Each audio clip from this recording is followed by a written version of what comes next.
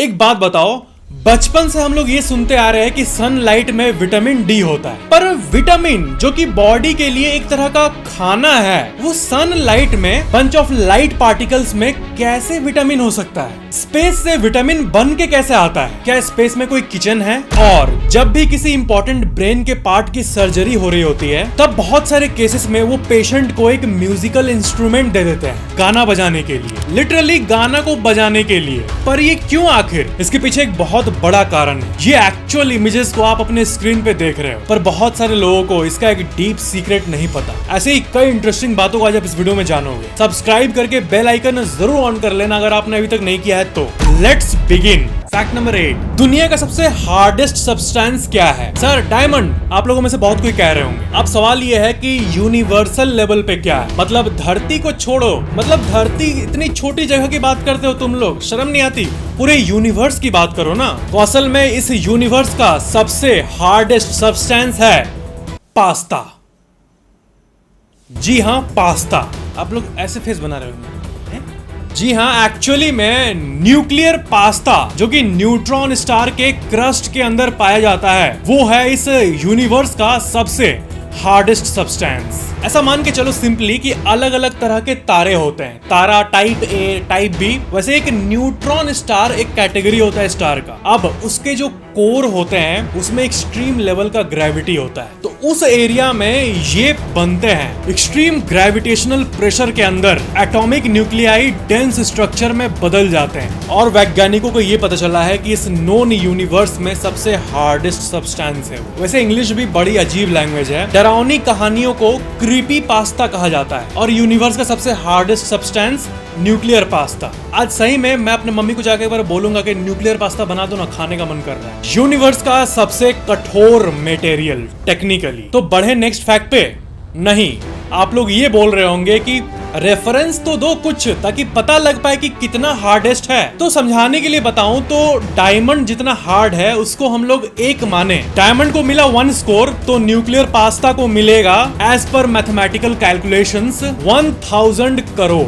1000 करोड़ यानी 10 बिलियन। कोई भी आपको बोले 1 बिलियन तो समझ जाओ 100 करोड़ की बात हो रही है। तो डायमंड से 1000 करोड़ गुना ज्यादा हार्डर है। इमेजिन नहीं कर सकते हम लोग, ये अनबिलीवेबली हार्ड है। Fact number 7। फैक्टिक्स भाई, मेरा एक रिक्वेस्ट है आपसे। अभी जो YouTube पे इतने एलियंस की रियल वीडियो जैसा फुटेज अपलोड हो रहा है, इसके बारे में आपका क्या कहना है? देखो, YouTube पे अगर आप सर्च करोगे रियल एलियन क्लिप्स, जो कि हम लोग बचपन में बहुत सर्च करा करते थे, आप भी करते होंगे, बहुत लोग करते हैं, पर unfortunately real alien clip confirmed एक भी नहीं है अभी धरती। ओवरऑल रियलिटी यही है। देखो, आप जितने क्लिप्स हैं सब धुंधले हैं। आप ही सोच के देखो, डेवलप्ड कंट्रीज में स्ट्रीट कैमरा भी 4K में होता है, लेकिन कभी एलिजेड रियल क्लिप निकलेगा एलियन का तो वो धुंधला रहेगा, ब्लर रहेगा। ये सब कॉन्शियसली किया जाता है, लेकिन साइंटिफिकली और टेक्निकली बात करें तो इन वीडियोस में कोई रियलिटी नहीं होती। ये बस व्यूज के लिए बना दिए जाते हैं, थोड़ा सेंसेशन क्रिएट हो और कुछ नहीं। एक्चुअल में एलियन का वीडियो मिल जाए ना तो पूरी दुनिया हिल जाएगी। यानी आप एंटरटेनमेंट के लिए देख सकते हो बिल्कुल, लेकिन मुझे भी वेट है वो दिन का जब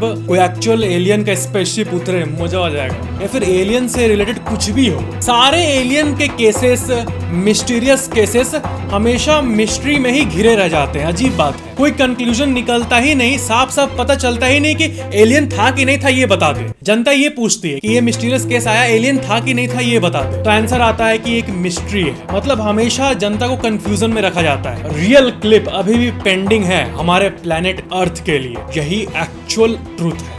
फैक्ट नंबर 6। ये आर्टिकल देखो, साइंटिस्ट ने रिसेंटली एक चीज को पाया। ये अभी अभी पता चला कि जो एस्ट्रॉयड डायनासोर्स को खत्म कर दिया था वो ओनली एस्ट्रॉयड नहीं था, जो कि इतना बड़ा था और धरती पे हिट किया था। इस स्टडी के अकॉर्डिंग डायनासोर्स के विलुप्त होने के बाद भी बहुत सारे एस्ट्रॉयड धरती पे टकराए थे लाखों सालों के अंतराल में। अब देखो, जहाँ पे एस्ट्रॉयड टकराता है वहां पर मार्क रहता है, कोई गड्ढा रहता है, लेकिन एक बात यह है कि ओवर टाइम धरती का पूरा टेक्टोनिक प्लेट हिलता है और सॉइल रिफॉर्म भी होता है। यानी जिस एस्टेरॉयड ने डायनासोर्स को विलुप्त किया था उससे बड़ा एस्टेरॉयड भी टकराया हो कहीं ना कहीं, लेकिन क्योंकि धरती का सॉइल स्ट्रक्चर बदलते रहता है तो हो सकता है कि हमें उसके बारे में पता ना हो। अब इसके ऊपर डीप रिसर्च की जाए तब जाके शायद निकले, जो कि ऑफ कोर्स रिसर्च शुरुआत हो गई है, जो कि मैंने आपको दिखाया। पर हाँ, ये बात मैं आपको बार बार बोलता हूँ कि अगर हम यहाँ हैं, डायनासोर यहाँ है, तो डायनासोर के पूरे मूवी के बारे में और बाकी कैसे जीते थे, कैसे उड़ते थे, सब पता है। लेकिन डायनासोर्स के विलुप्त होने और इंसानों के एग्जिस्टेंस के बीच का जो मिलियंस ऑफ ईयर्स का अंतराल है, इसमें क्या हुआ था ये नहीं पता। Fact number 5। आप लोगों में से कई लोग कहते हैं कि फैक्टिक्स भाई, क्या आप मुझे किसी बिल्डिंग में ले जा सकते हो जहां से मुझे धरती का पूरा राउंड कर्वेचर दिख पाए? क्या ये पॉसिबल है किसी बिल्डिंग में? तो ऑफ कोर्स यहाँ पर झट से आता है पूरे विश्व का सबसे लंबा बिल्डिंग बुर्ज खलीफा, जिसमें कि 163 फ्लोर्स है। पर अगर आज आपको मैं बुर्ज खलीफा के टॉप पे ला दूं तो क्या आप वहां से धरती का कर्वेचर देख पाओगे?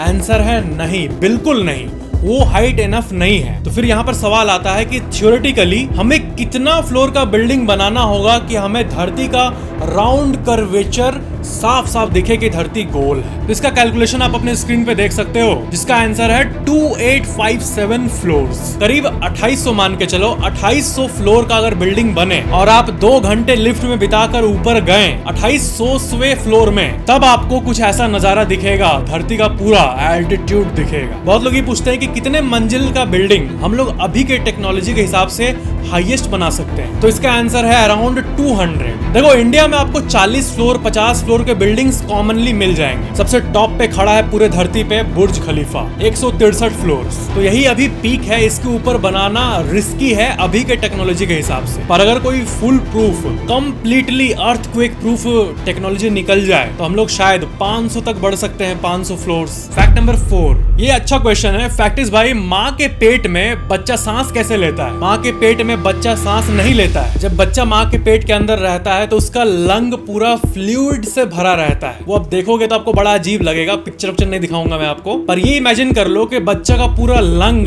गाढ़े फ्लूइड से भरा रहता है। जब तक वो जन्म ना ले ले तब तक टेक्निकली वो अपना पहला सांस नहीं लेता है। निकलने के बाद रोता है तब पहला सांस लेता है। और जो यूम्बिलिकल कॉर्ड होता है, जो कि माँ बच्चे को कनेक्ट करता है, बहुत फेमस कॉर्ड है ये। इसी से जो खून जाता है उसी में ऑक्सीजन होता है और इसी के थ्रू कार्बन डाइऑक्साइड बाहर निकलता है। भाई सही में नेचर की जो इंजीनियरिंग है ना, उसको दुनिया के सारे इंजीनियर्स मिलके भी बीट नहीं कर पाएंगे। नेचर सही में अल्टीमेट है। फैक्ट नंबर 3, ये जो फैक्ट अभी बताने जा रहा हूँ ये 80% लोगों को पता ही नहीं। जो आपको पता है, मूवीज में कोई भी अगर आप प्लेन का शॉट देखते हो मिड एयर 30-35 हजार फीट पे, वो कभी भी एक्चुअल में रियल शूट नहीं किया गया। मतलब एक्चुअल डॉक्यूमेंट्रीज के लिए और रॉक क्लिप्स हैं, वो अलग बात है, लेकिन मूवीज में इट्स ऑलवेज CGI। ऐसा क्यों? ड्रोन कहाँ गया? ड्रोन रेगुलेटरी रीजंस और बैटरी लिमिटेशन के चलते उतने ऊपर नहीं उड़ सकती, और सिनेमैटिक शॉट लेना इम्पॉसिबल होता है उतने ऊपर। एक्चुअल में जिस हाइट पे एरोप्लेन्स उड़ते हैं उसकी बात हो रही है, और जो लो एरिया पे उड़ते हैं कुछ एरोप्लेन्स, उसके तो शॉट्स लिए जा सकते हैं, पर ज्यादातर जो आप ऐसे मूवीज में सीन्स देखते हो वो CGI होता है। फैक्ट नंबर 2, मान लो आप और आपकी वाइफ प्लेन में ट्रैवल कर रही है। इमेजिन कर लो, वाइफ नहीं है तो। अब क्या है कि प्लेन जा रहा है कनाडा के ऊपर से, और मिड एयर में ही, हवा में ही आपका बेबी हो गया, वहीं पे प्लेन में ही बेबी हो गया। तो अब बताओ, कनाडा का एयर स्पेस में अगर बेबी हुआ तो उसका नेशनलिटी क्या होगा? तो इसका आंसर है उसका नेशनलिटी कैनेडियन हो सकता है, क्योंकि वहां के लॉज ऐसे कहते हैं कि चाइल्ड जो कि कैनेडियन एयर स्पेस में होता है वो कैनेडियन सिटीजन हो जाता है। अब ये आपको बड़ा अजीब लग रहा होगा, अजीब है। ज्यादातर देश इंक्लूडिंग इंडिया इस चीज को फॉलो नहीं करते हैं। कहीं कभी कपल इंडिया के ऊपर से जा रहा होगा तो ऐसा नहीं है कि उसको लीगली इंडियन सिटीजनशिप हम ग्रांट कर देंगे, पर कुछ कंट्रीज में ऐसा नियम है, जैसे कि कनाडा में मैंने आपको बताया। अब आप सोच रहे होंगे कि कनाडा को छोड़ के और कौन कौन देश ऐसा करते हैं, तो इसमें ब्राजील ऐसा करता है, मैक्सिको ऐसा करता है, वेनेजुएला, पनामा, ये सब कंट्रीज। फैक्ट नंबर 1, सनलाइट में विटामिन डी आता कहां से है?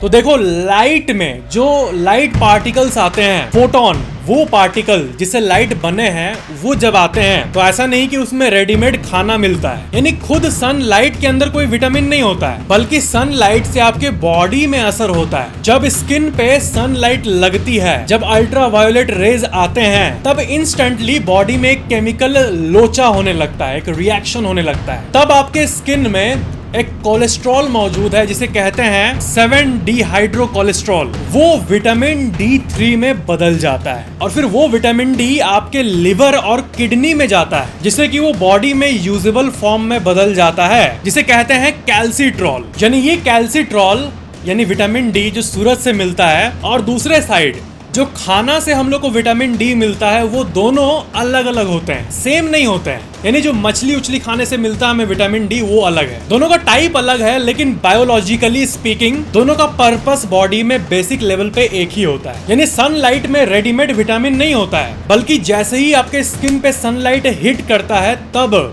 एक मैजिक होता है, और इसलिए धूप खाने से हड्डी मजबूत होते हैं। अगर आप ठंडे के मौसम में, ठंडे के समय में ये वीडियो देख रहे हो तो जाओ धूप में बैठो थोड़ी देर। बोनस फैक्ट 3, एक बात बताओ, अगर मैं अपने एक हाथ से एक एप्पल गिराऊं और दूसरे हाथ से एक कॉटन रुई गिराऊं तो कौन पहले गिरेगा? ऑप्शन ए एप्पल पहले गिरेगा, ऑप्शन बी वो रुई पहले गिरेगा, या ऑप्शन 3 वो दोनों सेम टाइम पे गिरेगा। क्या है रियल आंसर? अब यहाँ पर 70 से 75% लोग इसका आंसर गलत देंगे। मैंने कहा रियल तौर पे इसका आंसर क्या है, और रियल का मतलब एक रॉ जगह पर हम लोग ये टेस्ट किए तो क्या होगा। आप सोच रहे होंगे रॉ जगह, क्या रॉ जगह? रॉ जगह मतलब एक ऐसा प्लेस जहां पर कोई भी हवा नहीं है। धरती पे अगर आप एप्पल और रुई को गिराओगे तो एप्पल पहले गिर जाएगा और कॉटन बाद में, लेकिन जहां पे हवा नहीं है, जैसे कि मार्स में या फिर मून पे, वहां पर गिराने से दोनों सेम टाइम पे गिरेगा।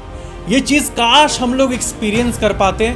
कोई ले जा रहे हैं, जेफ बेजोस भाई ले जा हम लोग को कहीं पे। मतलब कितना फैसिनेटिंग होगा इस चीज को देखना कि हम लोग दोनों को ड्रॉप किए और सेम टाइम पे दोनों गिरा। धरती पे एयर रेजिस्टेंस होता है, हवा के कारण ही कॉटन कछुए की तरह गिरता है। पर स्पेस में जहां पे कोई हवा नहीं है, वहां पर किसी भी दो ऑब्जेक्ट एक्स वाई का वेट क्या हो, मास क्या अलग अलग हो, या फिर शेप कैसा भी हो, दोनों इक्वली नीचे गिरेंगे। पर कॉमन सेंस धरती पे देख के हम लोग को ऐसा बताता है कि भारी वाला चीज तो पहले गिरेगा ना, लेकिन ऐसा नहीं होता है। यानी कोई बड़ा सा फैक्ट्री का लोहा हो या फिर एक सुई हो, दोनों सेम स्पीड पर और सेम टाइम पे गिरेंगे। ये होता है प्रिंसिपल ऑफ फ्री फॉल के चलते, जिसे कि गैलीलियो ने डिस्कवर किया था और न्यूटन ने बाद में लॉज ऑफ मोशन में इसको फॉर्मलाइज किया था। प्रिंसिपल ऑफ फ्री फॉल के अकॉर्डिंग ग्रेविटी सब चीज को इक्वली ट्रीट करती है वहां पे जहां पे एयर नहीं है। बाकी धरती पे तो आदत हो गई है हमारी ये सोचने की कि अगर कोई बड़ा सा हॉस्पिटल का मशीन गिराए हम कहीं पे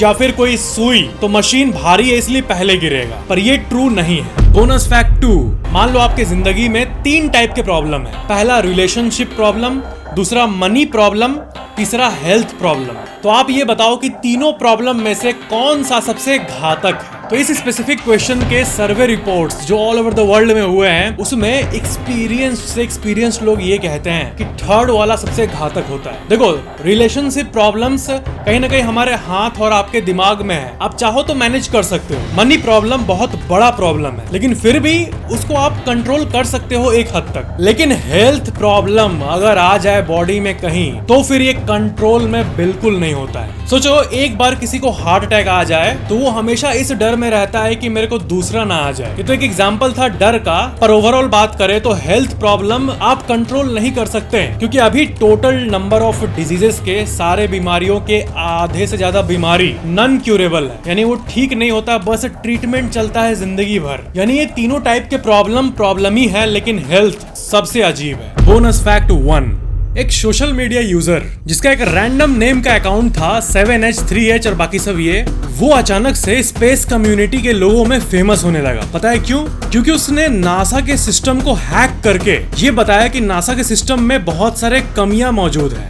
नासा ने उसको एक एप्रिसिएशन लेटर भेजा, और उस लेटर को भी मैं आपको स्क्रीन पे दिखा देता हूँ, ये वाला लेटर। और ऑफ कोर्स यहाँ पर मनी रिवॉर्ड्स भी होंगे, लेकिन वो पब्लिक नहीं किया जाएगा ऑफ कोर्स। यानी मान लो आप किसी बड़े कंपनी का वेबसाइट या उसका कोई भी पार्ट, कोई भी ऐप या कोई भी उसका कमी निकाल देते हो तो आपको रिवॉर्ड मिलता है, पर ये ऑफ कोर्स बहुत रेयर होता है। Literally billions of lines of code होते हैं जो सिस्टम में, उसमें किसी एक कोड में गलती होती है और उससे हमें फाइंड करना पड़ता है। तो ऐसी कहानियां होती है, पर ये बहुत रेयर है। और आपके मन में सवाल आ रहा होगा कि पूरे दुनिया में जितने भी कंपनीज है, ऐसी कौन सी कंपनी है जो सबसे ज्यादा पैसा देती है वल्नरेबिलिटीज को फाइंड करने के लिए? तो वो है एप्पल। जी हाँ, एप्पल सिक्योरिटी बाउंटी। ये जो प्रोग्राम है ये अप टू $1 मिलियन यानी 8 करोड़ रुपए तक देती है उसके किसी भी डिवाइस में कोई हैक को पता करने के लिए। बाकी माइक्रोसॉफ्ट, फेसबुक ये सब आधा मिलियन यानी 4 करोड़ और 2-3 करोड़ के आसपास है, लेकिन एप्पल का सबसे टॉप पे है और अच्छे खासे वल्नरेबिलिटीज को पता किया जाता है लोगों के द्वारा। तभी तो ऐसे आर्टिकल्स दिखने मिलते हैं कि गूगल का bug bounty program total 12 million spend किया लास्ट ईयर, यानी 10-15 बार उन्हें पैसा देना पड़ा, यानी वो 15-20 लोगों को कलेक्टिवली 12 मिलियन पे किए। भाई पूरी दुनिया तो लगी हुई है कैश इन कैश करने में। बहुत टाइप के जब ब्रेन सर्जरीज होते हैं तो उसमें पेशेंट को म्यूजिकल इंस्ट्रूमेंट दे दिया जाता है कि जब तक सर्जरी चल रहा है तब तक ये बजाते रहो। ऐसा इसलिए किया जाता है ताकि ये पता चल सके कि कोई इंपॉर्टेंट पार्ट अचानक से इफेक्ट ना हो जाए। जब सर्जरी चल रहा होता है तब पेशेंट्स को दर्द नहीं होता है क्योंकि ब्रेन पे सर्जरी हो रहा है और ब्रेन में कोई पेन रिसेप्टर नहीं होता है। यानी सर्जरी करते करते कोई इंपॉर्टेंट पार्ट पे छेड़छाड़ हो गया तो पता भी नहीं चलेगा ना, क्योंकि पेन होता नहीं है क्योंकि वहाँ कोई रिसेप्टर है ही नहीं। और अगर वो नॉर्मली बजा पा रहे हैं इसका मतलब वो पार्ट जो कि बैलेंस, कोऑर्डिनेशन ऐसी चीजों से रिलेटेड है वो सब ठीक ठाक है। बस इसी को इंश्योर करने के लिए उनको वायोलिन या गिटार पकड़ा दिया जाता है कि बजाते रहो और गाना गाते रहो। स्पेशली बड़े बड़े सर्जरीज जैसे कि एपिलेप्सी सर्जरी या ट्यूमर रिमूवल या वैस्कुलर मैलफॉर्मेशन सर्जरी में ऐसा किया जाता है and this is really fascinating. तो ये थे आज के फैक्ट्स। वीडियो को लाइक जरूर करना और नीचे कमेंट करना कि वीडियो कैसा लगा और सब्सक्राइब करके बेल आइकन जरूर ऑन कर लेना अगर आपने अब तक नहीं किया है तो। थैंक यू फॉर वॉचिंग, मिलते हैं अगले वीडियो में।